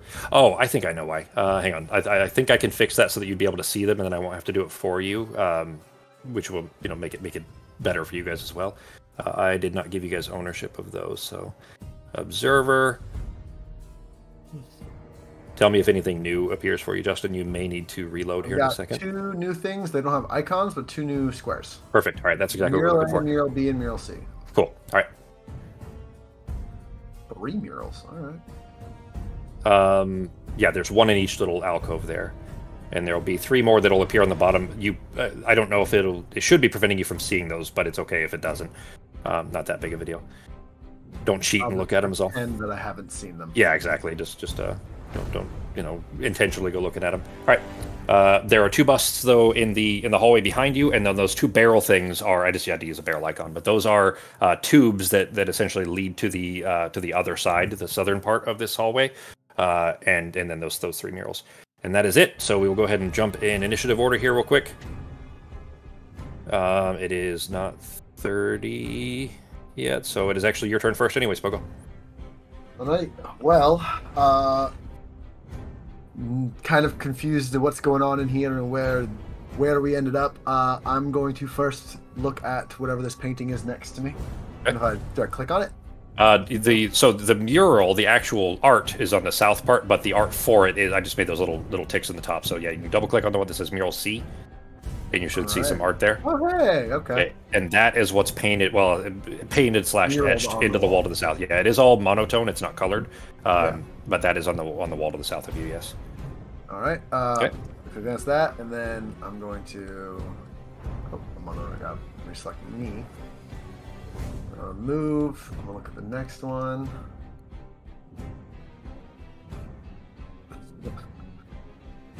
You guys just hear me yelling, "Oh shit! We may have made a mistake coming down here." He's not gonna elaborate. Right. And then Pogo is going to move 10. Oh my god! Come on. Pogo is going to move 10 more feet. Look at the last mural all on the walls. Yep. And I'm just gonna yell out. Remember those? What were they called? The mind flayers that we ran into. What do we call them here? That we had to fight a couple times. Their species is called an elithid. Elithid. Thank you. I was gonna yell out. So, there's a bunch of markings on the walls. Looks like drawings of the elithid and spaceships that look like the one we have, but that's probably not good, right? We're gonna yell that out to the rest of the group. Any response? Anyone want to reply to that real quick? Anybody gonna respond to poor Pogo, who is now locked in a corner with this? Okay, well I did, but apparently no I do one what can to hear me. respond. Well, we heard no one can hear me, Becky, so Oh, we got that well, far. There we go. What was the rest? What was the thing you were trying to say? I don't even remember now, so it's fine. All right. I'm gonna say it looks like so this is my full motion here to just take a look at these items. I think that's probably gonna be my. Yeah, that's time enough to walk down there and look through those. Yeah, I'll tell you that there are there's illegible writing on both of them at the base of each of those busts. Is that heads up when I click on the busts, the pictures don't come up? Is that okay? Is that normal? Yeah, you shouldn't see anything. You should see a word, but Pogo can't read those. It's fine that Justin can read them. I just didn't want him to go through the whole trying to translate those things. Pogo can read that they're obviously supposed to be titles of some sort, like words written on there on the busts, but you can't read what the words are at the moment. Then in that case, not seeing anything else, I'm going to go ahead and I'm going to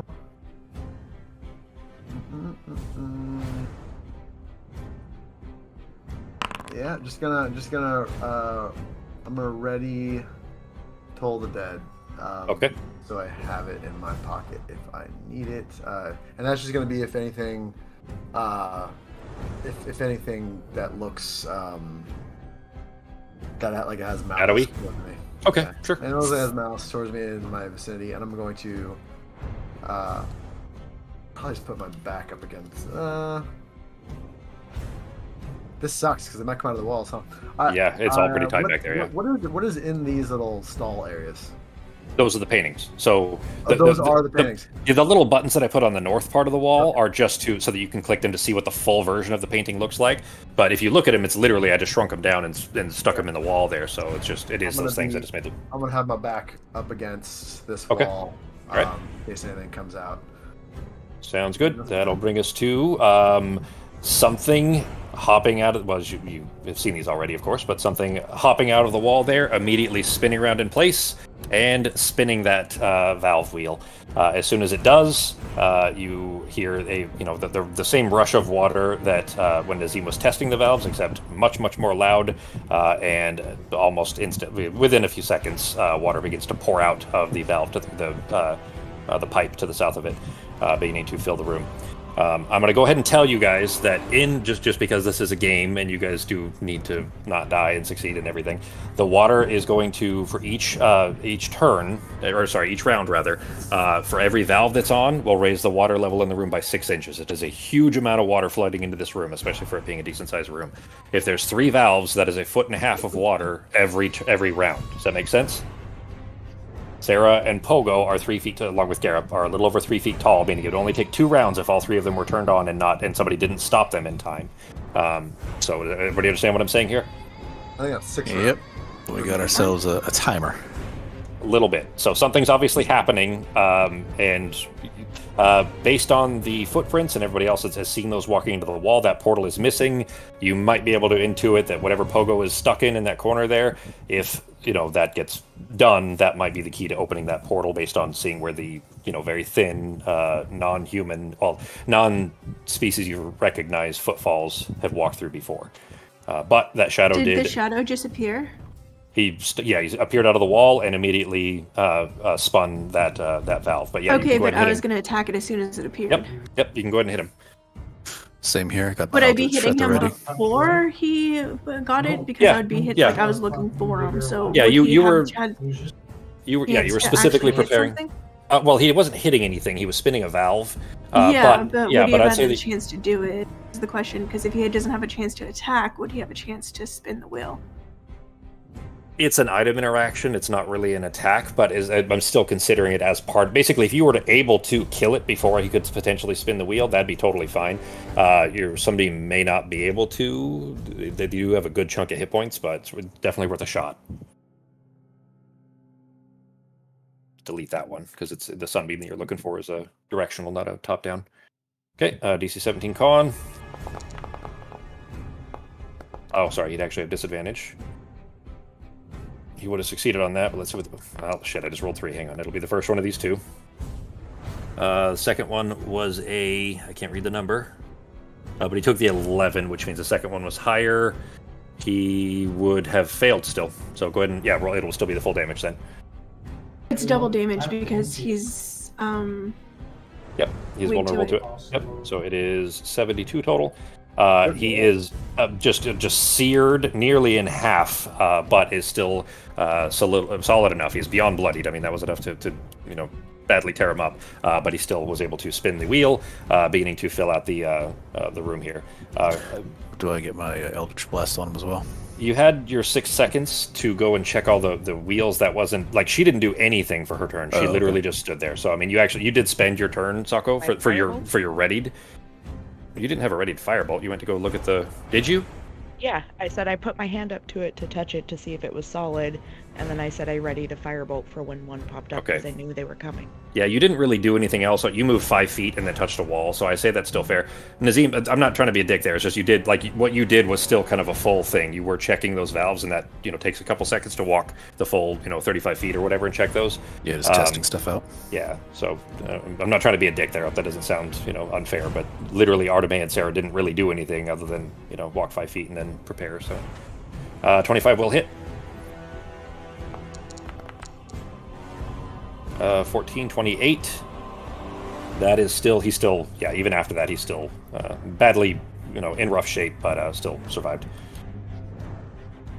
And not, he doesn't have 10 hit points left. He still has a decent chunk left. All right. Sorry. I meant to make him visible here as well. There we go. And that is it for him. He was spending his entire turn trying to spin that valve. So, Sarah, it is your turn. So the room is beginning to fill with water. Like I said, what's going to happen here is on initiative 30, so it is, basically at the very start of the round, before everybody else, if the valves are open and the water is pouring, it'll be 6 inches for each valve that is open, meaning 1.5 feet potentially if all 3 valves are open each turn. So what you doing? Oh, are we not hearing you? Really? Well, I heard really. All right. Can I get through the wall that Pogo went through? Like, it'll let me through? Nope. That wall is solid. There's one open to the south. There's 2 separate hallways. He went through one, and it became a solid wall, and Norok is trying to beat the wall down with the back end of his axe, basically.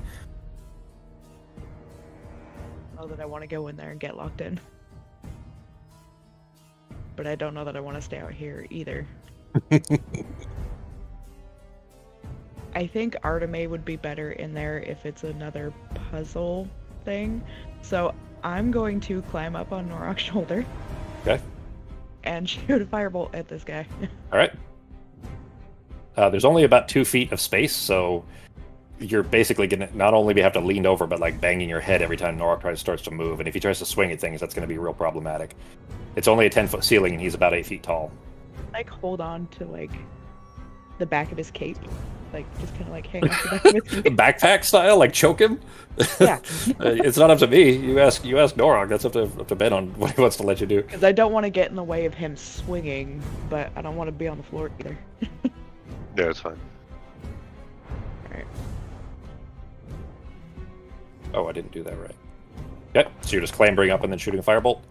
Mm-hmm. Alright. 14 will hit. Go and roll the damage. Okay.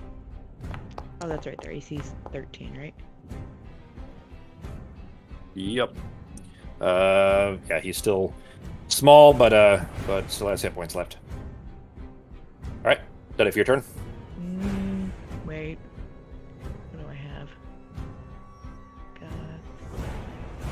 No, that's not gonna work. Never mind, go ahead. Alright, that'll bring us to Norok. Alright. I'm assuming I heard the commotion over here, so I'm going to turn around. Okay. Go see what's going on, see that guy, and I'm going to go... You see water spilling out all over the place. Around. Bitch, alright. Little ones aren't going to be able to survive that, so... Yeah, Garrop is already at the edge of it.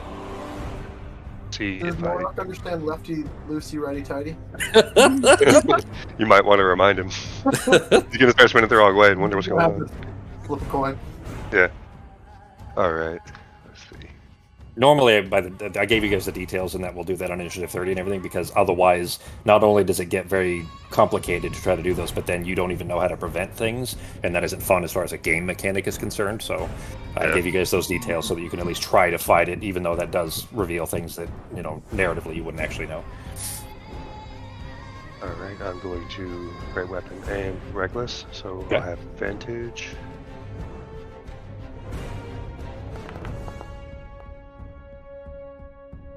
That'll hit. Sweet.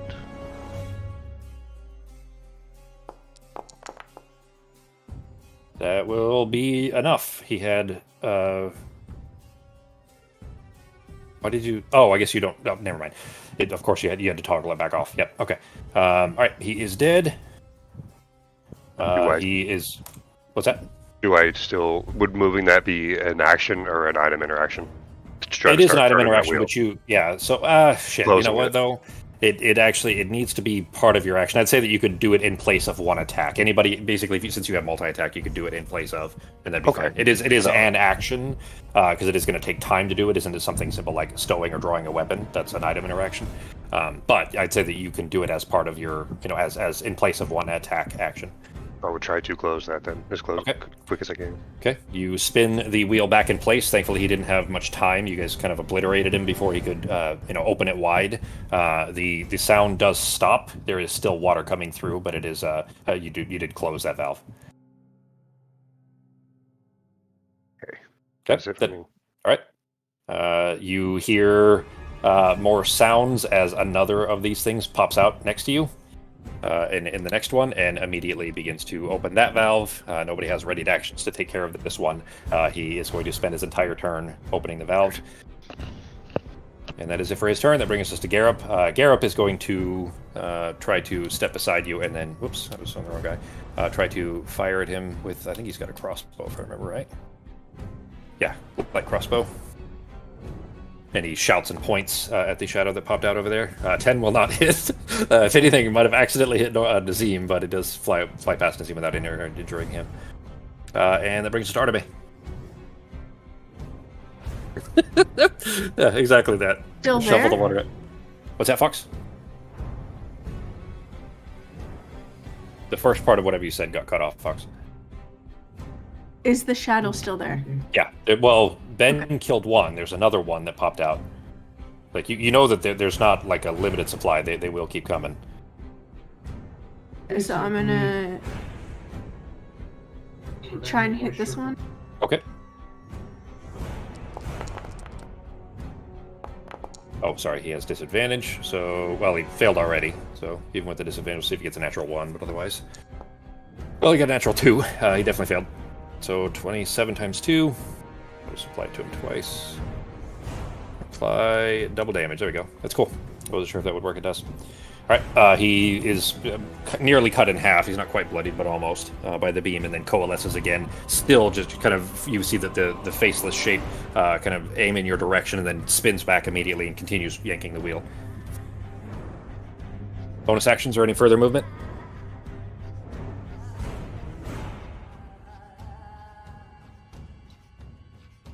Fox? And I'll just stay here, and that's it. Okay. That was no bonus actions then? You're just staying there? Bonus actions. Okay. I have to have something up to be able to use a bonus action. Yeah. All right. And the last one then, of the 3 that initially had come here with you, appears behind Nazim, almost like pushing into Nazim, but he doesn't have a physical form so much. But he does immediately, ignoring Nazim, grabbing out of the wheel and yanking it as well. And that is now 2 valves that are completely open. Norak closed the 3rd. And that brings us to Nazim. All right. To use one of my items, is that going to take a full action, or is that just a free move? Okay, so here's how this works, just because everybody keeps, is not sure, I guess, on how item interaction work. If you have an item that is like stow a weapon, like to put a weapon away or to draw a weapon or anything like that, that's a free item interaction. You can do that on any turn. Okay. It doesn't take any parts of it. But something like spinning this wheel will take your action to do so. Okay. For Ben, for example, he has multiple attack actions, and I told him that he could spin the wheel in place of one of those attacks. Okay, so just grabbing an item out of my pocket and using it. Right, that won't cost you anything. Exactly. Yep. Gotcha. Okay, so with homeboy right here in front of me, that's obnoxiously close. I'm going to pull the immovable rod out of my pocket. Okay. Jam it into the wheel straight across. Extend it to the 2 feet. All right. So in theory, it's just hovering there, but now that wheel can no longer turn to the right. I think it's only 1 foot in length, but either way, that's more than enough if you were to, kind of lock it in place. That you snap the button, and he's trying to spin the wheel. Like you can put your hand right through him, and kind of snap it in place there. He's trying to spin the wheel, and it impacts it, and he keeps kind of trying a couple of times, and you see him start to reach for the rod. That is your free action. You still have action, movement, bonus action. Okay, my actual action will be targeting this character here, and I will hit him with the Eldritch Blast to try and wipe him out. Okay. All right. He has already been pretty badly injured by the sunbeam, so go ahead and see if you can finish him off. 2 attacks now for now, just to see. Here's attack number 1, attack number 2. 25 and 29, those will definitely hit, both of them. Okay, let me hit the damage for 2 of those, and I'll see if he still survives. Okay. Damage 1. Damage 2. And yeah, those are force, yeah, so 25, he's not vulnerable to that. He's definitely, he's past bloody, but he's not dead. He's still got a good chunk of hit points left. All right, last shot, I'm going to hit him again, one more time. All right, 26. Hits. That will hit, yep. Another 10. Still up, but decently wounded. All right, and then for my movement, I'm actually going to stay right here, right next to this guy, still within arm's length of the immovable rod. Okay. So as soon as he moves away or disappears, I'm going to yank the rod out and close the valve. Right. I pointed something out. He spent his action. He doesn't get to go any further, but he was reaching for the rod as well, meaning he was going to try to unclick it. He saw what you did and was trying to remove it. So just keep that in mind. So he'll have a turn before you, but he can't move the wheel any further at the moment. That brings us to initiative 30, though. There are 2 valves open. The water in the room has filled to 1 foot. I'm going to go ahead and tell you guys that this we're going to have to call it here in a minute anyways, but in a couple minutes here. But Norok at 3 feet is when that'll start to impede you, and you would be moving at half speed. Arteme and Nazim, kind of human size, would be 2 feet. Sarah, Pogo, 1 foot of water, meaning essentially now. Except Pogo, you are actually elevated a little bit because of that ramp. Yeah. So 2 feet extra. It'll be. Yeah, you've got 2 feet extra. Know a lot about what's going on. He's just you can hear all the water. Yeah, you can hear everything like normal because this doesn't. He's running a bath out there. Yeah, and Nazim, obviously, you're floating 2 feet from the ground, so you're still you're a foot above the water currently. But Garup and Sarah both are in 1 foot of water currently, which means that from here out, unless you guys reduce the water somehow, you will be moving at half speed, the both of you. Backpack. Oh, sorry. Okay, that's right. If you're I figured I've situated myself so I'm sitting on top of his backpack with my back against the back of his head. Okay, I'm gonna move you into the same hex then as Arteme because you guys are there. But with you clambered on Norok's backpack Pogo style, you have a little extra space. Also, as Nazim had pointed out earlier, there's an extra complex or an additional problem if the water gets as high as 4 feet. Does everybody understand? Yeah, electrocution ball. Yeah. So there's an electrical box on the wall that if it's at 1 foot now, if it gets to 4 feet, it'll start shocking the water as well, which is going to be a big chunk of damage to everybody that's in water. All right, that brings us back to Pogo. All right, Pogo is going to move up back. First, he's going to take a look at the busts. They look strange, kind of deformed, and they don't look like they belong. Pogo's going to can he move them? Can he rotate them? Does it look like there's anything? They're big. They're not particularly heavy, but they are 2 feet tall, which is a good good sized statue for a pogo. They do look like they would fit in the alcoves where the paintings are, but you'd have to know which one needs to go where. Is the impression you get. And so when you say alcoves, it would fit in another spot correctly, almost like a key. Yeah, where those murals, where a hole in the wall type of thing is, it'll fit into those alcoves where the murals are. And they're all the murals themselves are the same basic shape, so there's no way of knowing by that. You'd have to know probably by the title, by the word you can't read. All right, well, you could always guess. Take a chance. He's So there's 2 busts, and I have 3 alcoves. Correct. And now here's the thing, Justin, you can see that there are 4 more of them to the south. Pogo does not know that. Yeah, Pogo does not know that. Correct. I'm going to... Nothing bad's happened yet, here, so we'll see what happens. He's going to grab the bust on the... Hold on. No, not that. Oh, the fear fell off, by the way. It only lasts 1 minute, so you're no longer feared. All right, bust on the left. Okay. And he's going to put it in the second stall. So bus on the left, going in this stall, and he's putting it on the. Oh, I can see the pictures on there. That's really cool. Yeah, you should have been able to. My brain couldn't actually figure out what that was. It looked but now that you've seen the big version of it, you can tell. Yeah. I was like, are these piles of shit? What is this? No, I scaled them and tried to kind of make them look like they fit on the wall. So it looks really cool. Thanks. I'm gonna just put it up here and see what happens. Of the two busts, there was. You can see the words. Okay, the one on the left. All right. You set it in there and nothing happens. All right. I have more movement. I will set it. So you can make 2 attempts. Yeah, that's fine. Yeah, you can do 2 attempts. That's fine. Third one. Also, nothing happens. All right, and I'm gonna use my bonus action to move back 10, 20, 25. And at least I get back to like the main area. Sure. And, I'm going to tell you that Pogo would recognize he can't do this on his own. He needs somebody on the other side as well. So Pogo recognizes that. What you do with it is up to you. Go ahead and yell out. What was it? Who can read the chicken scratch that's from these things? I need someone to read this. There's stuff going on. I could swing through and give it a shot, but I'm pretty far away. I'm gonna leave the bust on the ground, like right here. Okay. I'll just move that for you so that we know that it's there because it's going to be. It'll be within 5 feet of it. That's fine. Yeah, we would just. It doesn't matter. You can always just tell me next week which one you grab. So that's. All right. That's my turn. All right. Would Nazim know, based on that chicken scratch thing, that this is something he could read? Well, it's a lithid chicken scratch. So Okay. So if you describe it that way, Nazim would know that this is something that he would know. So from what Pogo has said, it is he said that there are lithid murals in there, paintings of the squid face guys, but the chickens. Well, Pogo wouldn't.